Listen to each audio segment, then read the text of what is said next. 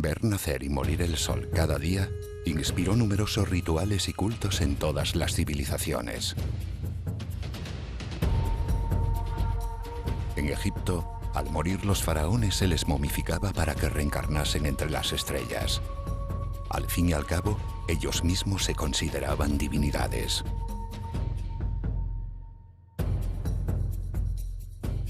¿Hasta qué punto el Sol y la Luna podrían tener respuestas sobre la vida en la Tierra y sobre el más allá?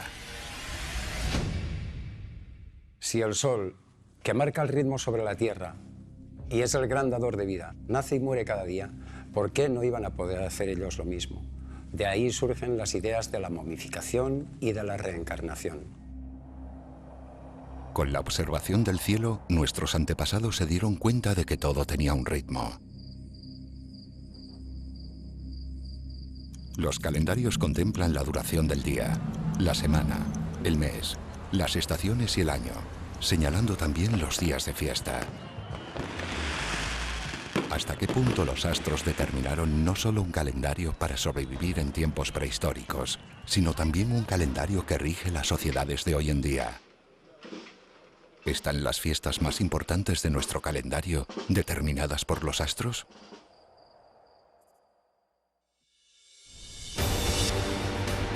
Hemos observado las estrellas durante millones de años. Se han sucedido guerras. Han nacido y han perecido civilizaciones, culturas y religiones. Un mundo cambiante bajo un eterno cielo. Sabios, sacerdotes, astrólogos, alquimistas han intentado descifrar el gran enigma que se oculta bajo las estrellas. Ha llegado el momento de mirar hacia arriba.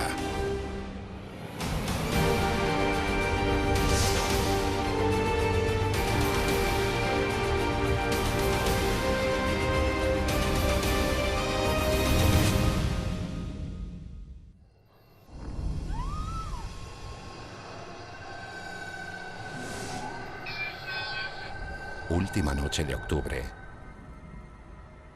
Una horda de zombies, esqueletos y engendros monstruosos pasean por las calles decoradas con calabazas. La muerte protagoniza escenas grotescas y el terror llama a la puerta. ¿Truco o trato? Es la noche de los muertos. El sol marchó temprano y dio paso a la oscuridad de la noche. ¿Qué ocurre entre ese último día de octubre y el 1 de noviembre? Prácticamente en todas las culturas hay una tradición sobre esa vida que hay más allá de la muerte. Y eso es muy importante porque nos da una concepción global en todas las épocas, en todas las culturas, de que la muerte siempre ha sido un renacer. El Xibalbá, por ejemplo, de los mayas, el inframundo, el más allá de los cristianos, el cielo y el infierno, tiene mucho que ver con estos ciclos que no se terminan con la muerte física. La muerte y el más allá siempre han sido motivo de preocupación para todas las culturas, aunque con diferentes enfoques y mitos. El paso entre la vida y la muerte es un gran enigma que ha generado infinitos cultos. En todas las culturas del mundo, la gente se plantea qué pasa después de la muerte. ¿Sigue esto o no sigue? De ahí que ya dentro de cada cultura, dentro de cada religión, se haya optado por fórmulas diferentes, pero en el fondo muy parecidas. Las almas iban emigrando de ser vivo en ser vivo, que es algo muy parecido a la reencarnación en definitiva. Y ese concepto de karma, que está también estrechamente emparentado con la idea oriental de la reencarnación, bueno, al fin y al cabo es lo mismo que nos viene a decir el cristianismo, es te condenas o te vas al cielo o te vas al infierno según hayan sido tus obras, según hayas pecado o no hayas pecado. La conexión entre esta vida y el más allá siempre ha sido motivo de preocupación y parece basarse en la necesidad de buscar protección y seguridad a través de los dioses. Sin embargo, nuestro calendario también tiene una fecha especial que nos recuerda todas estas creencias. El Día de Todos los Santos se celebra el 1 de noviembre, como una forma de rendir culto a los muertos.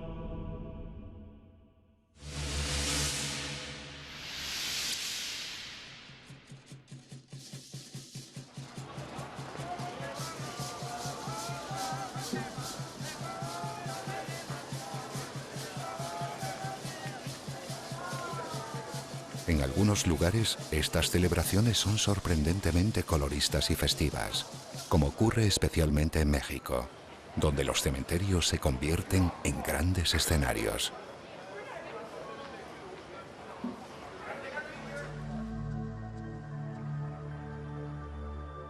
A mitad del siglo VIII, la Iglesia Católica la hizo oficial en Francia.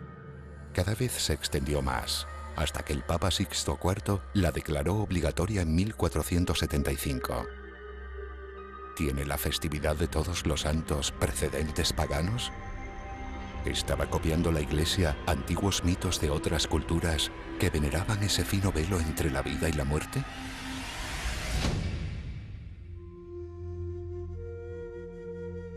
En Grecia tenían una gran importancia los misterios eleusinos, en torno a los que se celebraban grandes rituales con una esencia claramente vinculada a las cosechas y al cambio de las estaciones. Eran unos ritos conectados con el culto a dos diosas, Deméter y Perséfone. Deméter en el mundo griego era la diosa de la vida, la diosa de la agricultura, la diosa de la fertilidad. Y Perséfone era su hija había sido seducida y abducida, seducida y raptada por Hades, que era el dios de los ínferos, el dios de la tierra de los muertos, ¿no? Y entonces que le había dado a probar las semillas de la tierra de los muertos, con lo cual Perséfone ya nunca podía volver a ser humana, porque quien ha probado la comida de los muertos ya nunca puede ya ser un ser humano completo, ni siquiera un dios. Deméter llegó a un pacto con Hades, por el cual durante prácticamente 9 meses al año Perséfone, su hija, estaba con ella, con lo cual una parte del año la pasaba Perséfone con su madre y otra parte del año la pasaba en cambio en la tierra de los muertos, en los ínferos, y era el invierno. Y se observa cómo, bueno, llega el otoño, llega el invierno, se extingue la vida de las plantas, la vida de los frutos y de las frutas, etc. Y sin embargo luego llega la primavera y todo esto vuelve a renacer. Algo similar ocurre en la noche de Halloween, otra de las celebraciones modernas que deriva de un antiguo culto celta en estas mismas fechas. ¿Hay alguna similitud entre los orígenes de Todos los Santos y los de Halloween?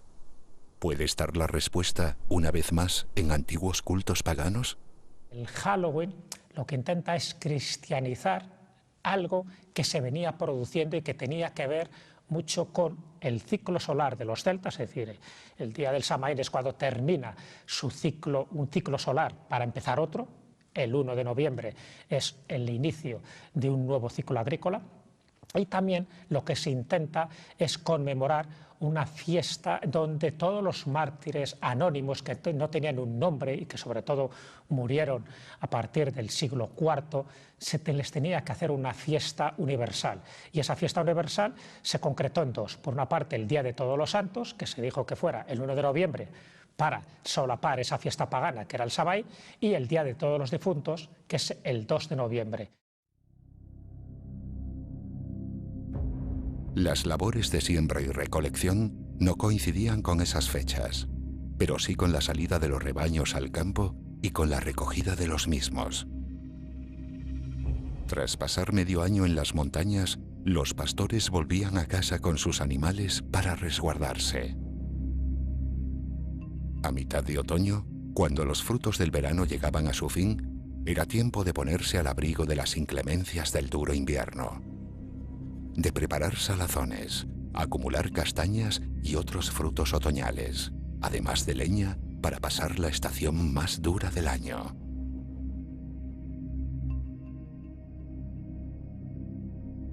Los árboles de hojas caducas ya se habían quedado desnudos, mientras llegaban los primeros fríos e incluso las primeras nieves del invierno. ¿Qué podía significar ese tiempo de recogimiento e incertidumbre para el espíritu? Eso suponía un momento crucial de cambio y, por tanto, una gran oportunidad para revisar el pasado y también para otear el futuro. Por eso, para los celtas era un momento clave para consultar las runas. ¿Será casualidad que tanto el Día de Todos los Santos como Halloween se celebren cada año cuando el Sol transita el misterioso y profundo signo de Escorpio? En astrología, Escorpio es el signo que rige el más allá, es decir, la división entre el mundo de los vivos y el mundo de los muertos. Se asocia con la mítica ave fénix y, por tanto, con la muerte y la resurrección. Un día de movimientos astrológicos y de acogimiento familiar, como es el cambio de octubre a noviembre, dio paso a acordarse de los que ya no están desde hace milenios. Un momento de reencuentro con el pasado que el cristianismo asumió como propio, eliminando cualquier indicio de paganismo y otros cultos ajenos a su fe.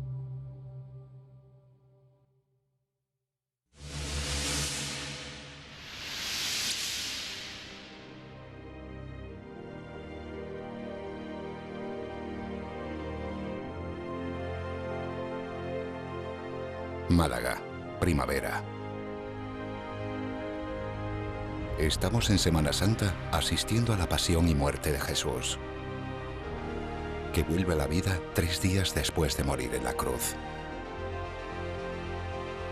Millones de fieles lloran la muerte de su Salvador.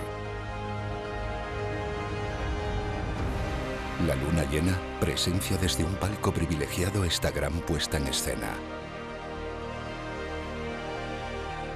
Durante miles de años, el ser humano ha rendido tributo así a su Dios. ¿Por qué esta fecha y de dónde vienen los rituales de la Semana Santa? ¿Podría esta tradición cristiana provenir de antiguos cultos astrales? La Pascua judía caía un día concreto, era el 14 de Nisan, que se llama, es decir, el 14 más o menos del mes de abril. Debido a que los cristianos celebrábamos el domingo como día de la resurrección todas las semanas, pues la Iglesia latina estableció que la fecha de la Pascua coincidiera con la primera luna llena de primavera. El equinoccio de primavera lo que representa es un equilibrio entre el día y la noche. El paso del Sol del signo de Piscis al signo de Aries marca un punto crucial, porque es salir de la oscuridad y del frío para ir hacia el calor y la luz. Es un punto, por tanto, de renacimiento. Y así lo entendieron y lo celebraron las antiguas culturas. ¿Es posible que, mucho antes de Jesús, existieran otros dioses que murieran y renacieran en estas fechas?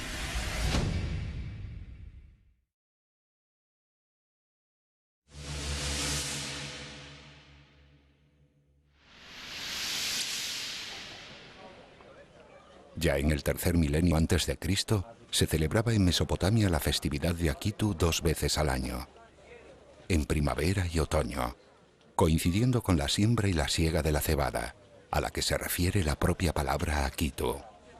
Y luego también tenía que ver con el paso por el inframundo de Marduk. Él está durante 3 días allí hasta que vuelve otra vez a aflorar a la superficie, lo cual ese simbolismo del día 3 en el que estás en el mundo de los muertos y vuelves al mundo de los vivos está muy relacionado también con toda la hierofanía cristiana. Así que estaríamos hablando de una fiesta antigua mesopotámica que lo celebraban los babilonios y los sumerios y siempre asociado con la cebada y con el dios Marduk que vence a la oscuridad, representado, simbolizado por el dios Tiamat.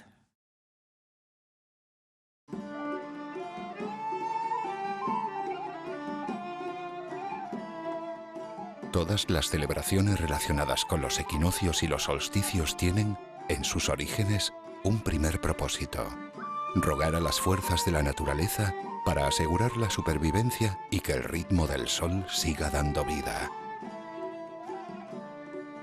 Por eso nuestros ancestros hacían invocaciones y rituales para pedir protección, además de fertilidad y abundancia en las cosechas.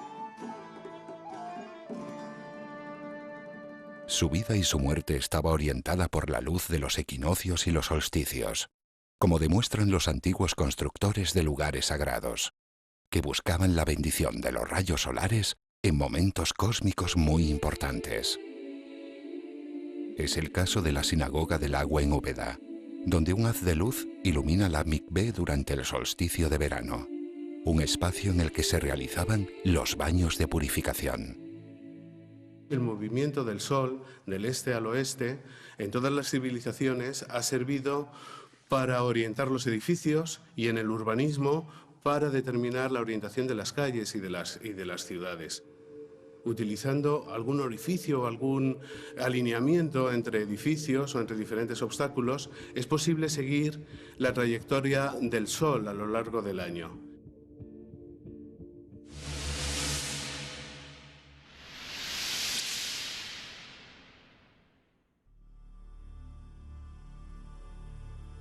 Antequera, una bella localidad de Málaga, cuenta con 3 espectaculares dólmenes.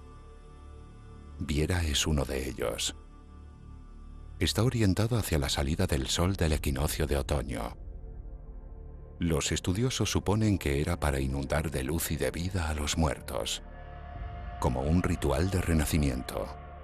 La búsqueda de esa luz especial y de esa adoración al fuego sigue viva. Una búsqueda que pervive en la memoria colectiva y se recuerda de diferentes maneras con rituales y celebraciones a lo largo de todo el mundo. En esas posiciones, el eje de la Tierra está situado de manera perpendicular a los rayos de sol. La duración del día y de la noche es exactamente la misma en todos los puntos del globo y de ahí procede el término equinoccio, que significa noche igual.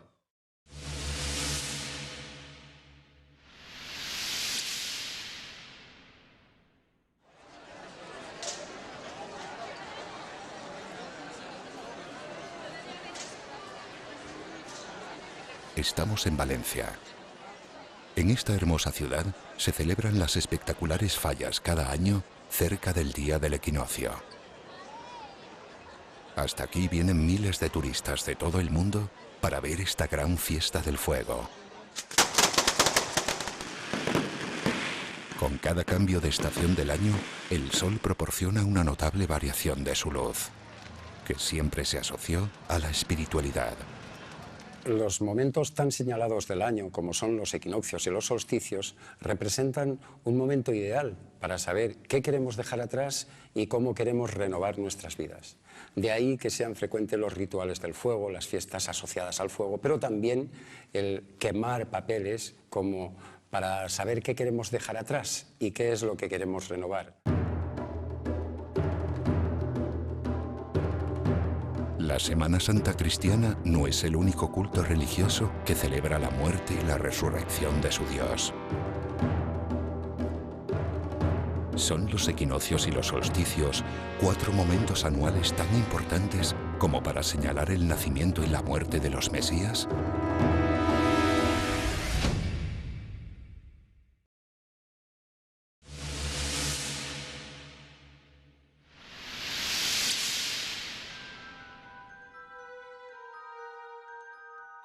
Belén, 25 de diciembre del año 1.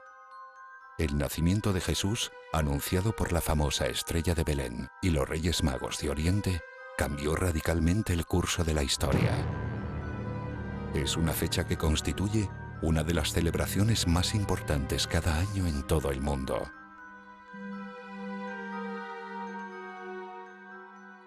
Las luces y los belenes proliferan adornando la Navidad, palabra que se refiere al nacimiento de Cristo la noche del 24 al 25 de diciembre. ¿Y si Jesús no hubiera nacido en realidad en esta fecha? Ni siquiera en ese año. Y si no celebramos el nacimiento de Jesús, ¿qué celebramos entonces? La propia Iglesia admite que no pudo haber nacido un 25 de diciembre, pero el 25 de diciembre está muy relacionado con el solsticio de invierno, con los cultos a los dioses solares, etc. Los evangelios, que son los que hablan del nacimiento de Cristo, más expresamente no se refieren a la fecha, ni si era en invierno, ni si era en verano, simplemente dicen que habiendo nacido Jesús en Belén de Judea, San Mateo, y San Lucas lo vincula a un edicto que salió del emperador, pero no dice nada de la época del año ni de la fecha concreta. Mucho antes de los tiempos de Jesús, en estas fechas se hacían celebraciones en honor a Mitra, un dios que personificaba el sol invictus, es decir, el sol invencible. ¿Hasta qué punto el mitraísmo pudo haber sido un precedente del nacimiento de Jesús en estas fechas? Es evidente que hay una religión primordial, que hay una religión anterior a todas las religiones y común prácticamente a todos los pueblos de la tierra, de la cual van surgiendo distintas variedades religiosas, pero todas en el fondo nos están diciendo lo mismo, que es esa contemplación inicial de la naturaleza y del milagro de la naturaleza que siempre se regenera.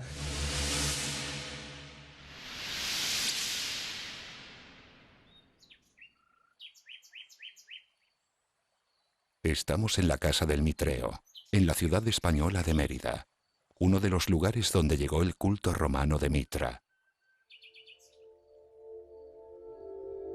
Mitra es el primer dios exclusivamente celestial, morador de unas alturas inalcanzables para los mortales y guardián de las regiones destinadas a las almas que triunfan, después de conducirlas a través de las 7 esferas a tierras prometidas.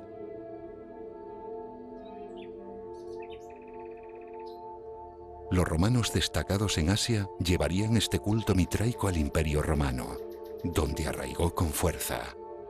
En honor a Mitra, se celebraba la festividad del Sol Invictus el 25 de diciembre al terminar las Saturnales. ¿Qué eran las Saturnales y qué motivo tenían? Las Saturnales, celebradas en honor al dios Saturno, a un dios agrícola, a un dios también de muerte y renacimiento, se hacían desde el 17 hasta el 23 de diciembre. Entonces eso coincidía más o menos con ese solsticio de invierno, y luego es cuando el 25 de diciembre se hacían otras fiestas en honor a Mitra o al Sol Invictus. Pero las Saturnales eran fiestas donde se juntaban un poco los carnavales con fiestas religiosas, con banquetes, donde había una subversión de los valores, donde incluso los esclavos podían adoptar el rol de los dueños o de sus amos.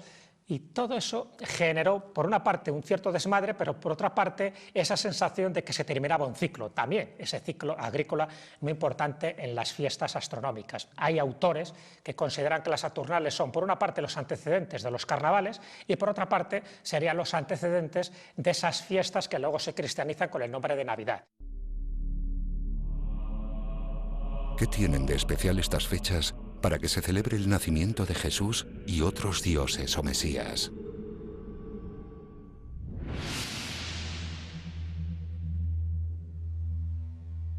El solsticio de invierno, que se produce con la entrada del Sol en el signo de Capricornio y suele darse sobre el 23 de diciembre, no es fijo, pero suele ser por esa fecha, marca un momento crucial del año.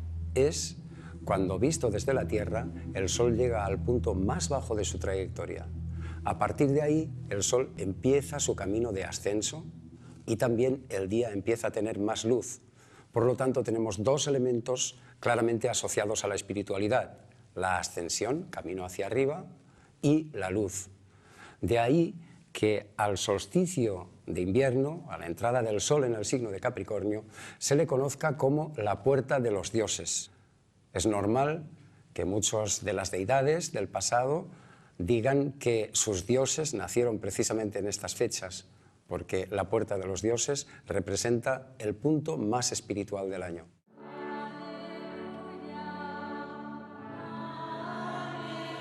¿Desde cuándo se cree que Jesús nació en esta fecha? Y, lo que es más importante, ¿cómo llegó la Iglesia a afirmar que Jesús nació en la misma fecha del Sol Invictus? Desde el principio se sabía que el 25 de diciembre no podía ser la fecha del nacimiento de Jesús de Nazaret, en absoluto. ¿Por qué? Sencillamente acudiendo a los evangelios, acudiendo a San Lucas, por ejemplo, se sabe que los pastores estaban cuidando a sus ovejas en el relente de la noche, por lo tanto no podía ser una fecha de invierno, que en aquellas épocas y ahora en Palestina pues hacía un frío bastante considerable. Se determina porque hay que solapar festividades paganas. En aquel momento, en el Imperio Romano, había dos fechas muy claras. Por una parte era el Sol Invictus y por otra parte era el mitraísmo. Las dos se celebraban ese 25 de diciembre, conmemorando el solsticio de invierno, conmemorando el inicio en el signo de Capricornio, pero también conmemorando el renacimiento del Sol. En la Sagrada Escritura, en la Biblia, se dice que Jesús es el sol que nace de lo alto. Entonces era muy fácil el celebrar e introducir la fiesta del nacimiento de Cristo en esa fecha para contribuir a la difusión de la fe en Jesucristo. Y por eso, a la hora de determinar una fecha por parte de los primeros papas del siglo IV, se dijo que el 25 de diciembre reunía todas las características y todas las papeletas adecuadas. Pero ya sabían desde aquel momento, tanto el Papa Liberio como otros pontífices, que esa fecha no era la del nacimiento de Jesús. En el siglo IV, el Papa Liberio fijó la noche del 24 al 25 de diciembre como fecha de nacimiento de Jesús. Algo que no habría sido posible sin la conversión al catolicismo de Constantino en el año 323, cuya moneda oficial, hasta entonces, llevaba la leyenda del Sol Invictus. A mitad del siglo IV, la Iglesia Católica vio la oportunidad no solo de instaurar una fecha, sino de erradicar el arraigado culto solar al mismo tiempo, sustituyendo las Saturnales por el nuevo culto. No es ningún misterio para nadie que el cristianismo se apropió de viejos cultos paganos, les remozó, les dio su toque, su distinción, y aquello con lo que no podía, pues lo anatemizó. La religión del Sol Invictus continuó hasta ser abolida por decreto por el emperador Teodosio en el año 380, mediante el Edicto de Tesalónica, donde se estableció que la única religión del Estado era el cristianismo. Cabe preguntarse qué habría pasado si Constantino y Teodosio no hubieran tomado tan trascendentales decisiones. ¿Sería descabellado pensar que en la actualidad seríamos mitraicos en vez de cristianos?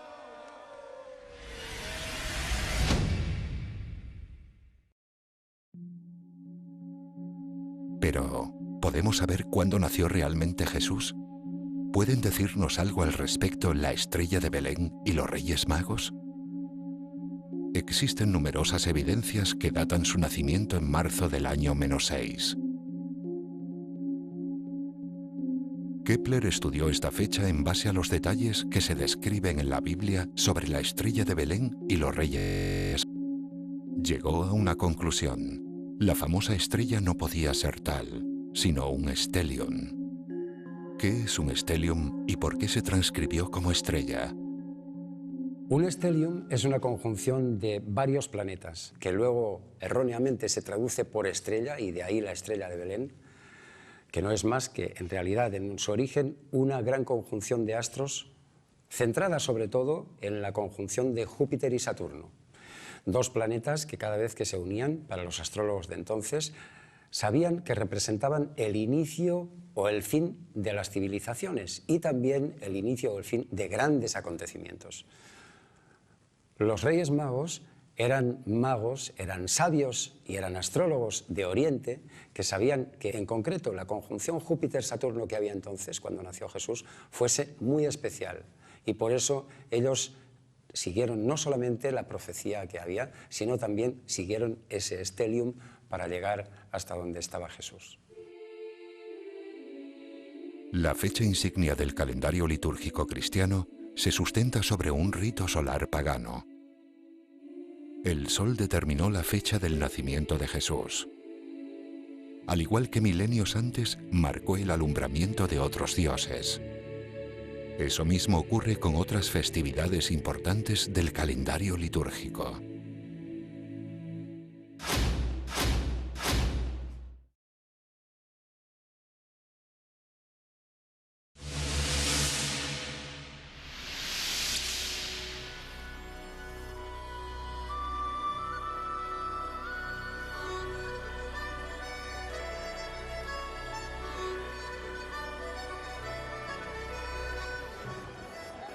Galicia, noche del 23 de junio. Multitud de hogueras apagan la luz de las estrellas. Es la noche de San Juan. El fuego es el protagonista y cientos de personas se reúnen en torno a él. ¿Qué relación puede haber entre San Juan Bautista y el fuego de una hoguera? ¿Estamos otra vez ante la adaptación de un antiguo rito pagano? Las coincidencias no pueden ser cosa del azar. La razón es bien sencilla. Deriva de los antiguos cultos a los solsticios, solsticio de verano y solsticio de invierno. Estos movimientos solares tan fundamentales, tan cruciales, eran sumamente consagrados y celebrados en las antiguas culturas, dando lugar a una serie de celebraciones, de mitos que era imposible eliminar. Por tanto, el cristianismo lo que hizo fue adaptarlos, ya que no podía suprimirlos.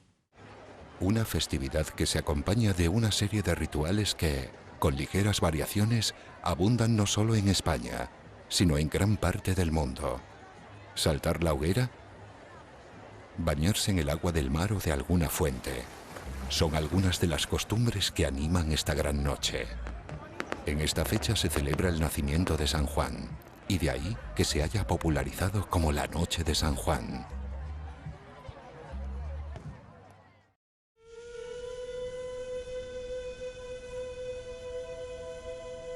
Según el Evangelio de San Lucas, María, la madre de Jesús, fue a visitar unos días después de la Anunciación a Isabel, madre de Juan, que se hallaba en el 6º mes de embarazo. De modo que, por una deducción simple, si Jesús nació el 24 de diciembre, San Juan debió nacer 6 meses antes, un 24 de junio. Seguramente, casi con toda certeza, Jesús no nace el 24 de diciembre y San Juan ni siquiera simplemente se llevaba 6 meses ni nace el 21, 22, 23 de junio. Entonces, si se les ha colocado ahí es por algo. Ojo, a ellos y a todos los santos que se les coloca en un momento. Véase San Lorenzo el 10 de agosto, véase San Martín el 11 de noviembre, es por algo. ¿Y por qué es? Pues porque en ese momento del año, desde el punto de vista agrario y por lo tanto desde el punto de vista de los cielos y de los astros, está ocurriendo algo que despierta una espiritualidad, que despierta un conocimiento, que despierta una facultad de adquirir algún tipo de beneficio mental, espiritual, emocional, vinculado con ese momento del año y al que podemos atribuir ese santo. La Iglesia quiso sacralizar a su manera esta importante fiesta cercana al solsticio de verano, del mismo modo que había hecho al atribuir el nacimiento de Jesús al solsticio de invierno. La figura de San Juan, vinculada con Cristo, es una figura muy interesante. Mitológicamente responde al arquetipo de los dioscuros, ¿no? Castor, Pollux, los gemelos divinos, etc. Aquellos que son lo mismo pero en manifestación opuesta, ¿no? Uno mortal y el otro divino, pero que se complementan y que en un proceso importante, durante un momento importante, se tienen que manifestar como opuestos para después desvelarse como una única cosa, ¿no? Entonces ese San Juan que nace y que sabe que cumple su función, pero que su función es decaer. Es cuando el Sol alcanza el punto más alto de su trayectoria visto desde la Tierra y, aparentemente, hace un alto en el camino para luego empezar su descenso. Se produce un salto del Sol. El Sol, visto desde la Tierra, llega al punto más alto de su trayectoria y a partir de ahí desciende. De ahí viene la tradición de saltar la hoguera. Es como el Sol da un salto, el Sol es la luz, el Sol es el fuego. Cuando saltamos una hoguera en San Juan, estamos imitando el movimiento del astro rey. Una vez más, estamos haciendo magia por analogía, es decir, por imitación. Es un momento mágico del año, que simboliza el tiempo de quemar todo lo que ya no sirve y librarse así de las malas energías o de pesadas cargas. Cuanto más ligeros, más fácilmente andaremos el camino. El fuego purificador arrasará todo aquello que ya no se desea, dejando espacio así para lo nuevo que tenga que venir. Los rituales del fuego y el agua se combinan en lo que actualmente se conoce como la fiesta de San Juan.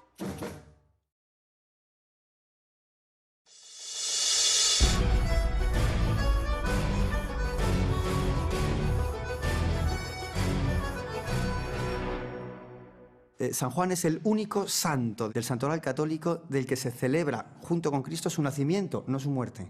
¿De qué otro santo? Solo de uno, que es de Cristo. Esto los está igualando simbólicamente. Está claro que se está construyendo esta idea, ¿no? Son los dos que nacen en momentos opuestos y generan una unidad. Es fácil de unir esa idea del santo cristiano con las tradiciones paganas que ya estaban venerando a ese sol del solsticio de verano a través de todos sus ritos conocidos por todos, el fuego, etc. Es entonces cuando el Sol entra en Cáncer, un signo de agua, y de ahí también viene lo de San Juan el Bautista, un signo que al ser de agua favorece los rituales de agua, además de los del fuego, y de ahí que sea habitual en esta festividad bañarse en ríos, lagos, fuentes o en el mar. Mejor desnudos, porque como todo solsticio o como toda celebración solsticial representa un renacimiento.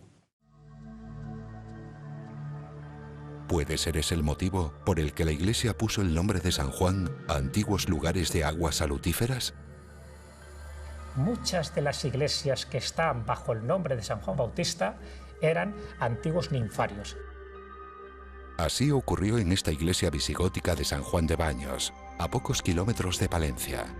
Aquí había unas fuentes milagrosas dedicadas a las ninfas, hasta que Recesvinto, el rey godo de Toledo, mandó erigir un templo en el siglo VII tras haberse curado gracias a sus aguas. Cuenta la leyenda, que en este caso tiene muchos visos históricos, que en el año 661 él tenía una afección renal, pasa por allá, él se había enterado de que esas aguas tenían unos poderes terapéuticos, bebe el agua y se cura. Entonces, claro, al curarse, dice, pues ya está, yo voy a construir aquí una iglesia, que menos, ¿no?, que para agradecer, en lugar de una arabotiva, como hubiera hecho un romano, un patricio romano, en este caso, como era todo un rey godo, pues se queda muy ancho construyendo una iglesia visigoda.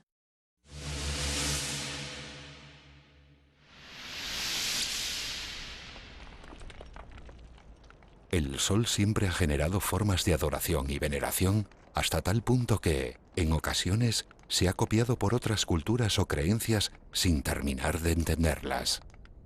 En el Egipto antiguo, el Egipto milenario, el sol, Ra, ocupa un espacio absolutamente primordial. Ese culto al sol, ese culto a Ra, tenía también su propio Vaticano. Ese lugar sagrado, ese lugar de culto, era una ciudad dedicada expresamente a cultivar esa presencia cósmica, que estaba en el actual barrio de Heliópolis, en el Cairo. Allí se rendía culto a una pilastra sobre la que estaba colocada una piedra que se supone venía del sol, venía de las profundidades del universo, a la que conocían como la piedra Benben. Los obeliscos son de alguna manera la piedra cónica Benben sobre la estructura de esa columna que se veneraba en Heliópolis. Cuando en el Renacimiento, para culminar la construcción de la Basílica de San Pedro, el Papa ordena que se erija un obelisco egipcio que estaba allí tirado desde la época de los romanos, el Papa lo levanta, lo exorciza, porque al final es un elemento del mundo pagano, manda que se erosionen los jeroglíficos, lo deja pelado, es el obelisco que hoy vemos en la Plaza de San Pedro, y le coloca una cruz encima. Lo que no sabía ese papa, después de exorcizarlo y de condenarlo para que no fuera un símbolo del paganismo en el centro de la cristiandad, lo que no sabía es que en el antiguo Egipto el jeroglífico para referirse a Heliópolis, a ese lugar de culto solar, era una punta de obelisco con una cruz encima. De alguna manera, sin quererlo, simbólicamente, estaba reproduciendo el gran jeroglífico a tamaño natural, a tamaño gigante, de la ciudad del sol, del culto solar por excelencia, en el centro de una religión solar como es el cristianismo. El propio símbolo del sol parece tener un profundo significado. El sol como dador y gestionador de la vida no podía tener otra presentación, el círculo de la inmortalidad y el centro de la unidad, ¿no? De tal manera que ya no es solo el ser trascendente, sino que es el ser trascendente manifestado. Desde que el hombre es hombre, ¿no?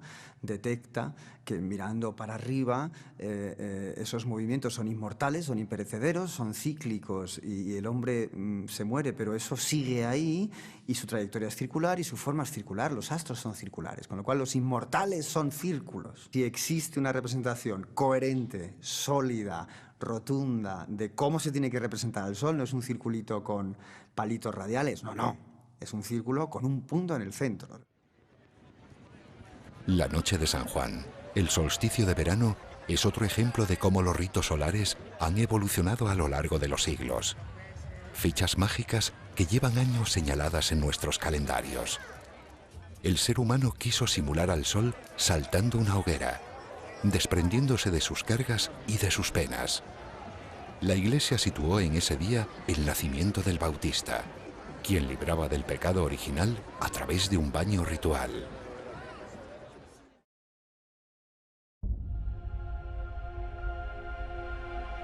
Cada tarde, cuando desaparece el sol por el horizonte, el mar se tiñe de rojo.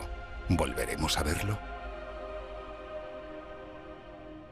El sol, la luna y los astros, desde tiempo inmemorial, eran relojes cósmicos que marcaban los tiempos a través de una muerte y renacimiento constantes, apareciendo y desapareciendo de la vista como por arte de magia. Los ritmos del cosmos marcaban un orden en la vida sobre la Tierra. El calor, el frío, las horas de luz y de oscuridad, las migraciones de las aves, la caza, la pesca, la prosperidad de las cosechas. Los cultos solares surgieron por necesidad de supervivencia. Las festividades solares de la antigüedad suponían un canto a la vida y una solicitud de protección y abundancia al universo. Dieron lugar a las primeras religiones astrales, de las que derivaron casi todas las demás. Las fechas más importantes del calendario litúrgico cristiano coinciden con momentos astrales: el Día de Todos los Santos y el ocaso de la vida otoñal, la primavera y la resurrección de Cristo, su nacimiento y el sol invictus, o la noche de San Juan con la llegada del astro rey a su cenit. Nadie podía borrar esos cultos mientras el sol y la luna siguiesen su curso y la naturaleza danzase a su ritmo. Lo máximo que se podía hacer era cambiarles el nombre.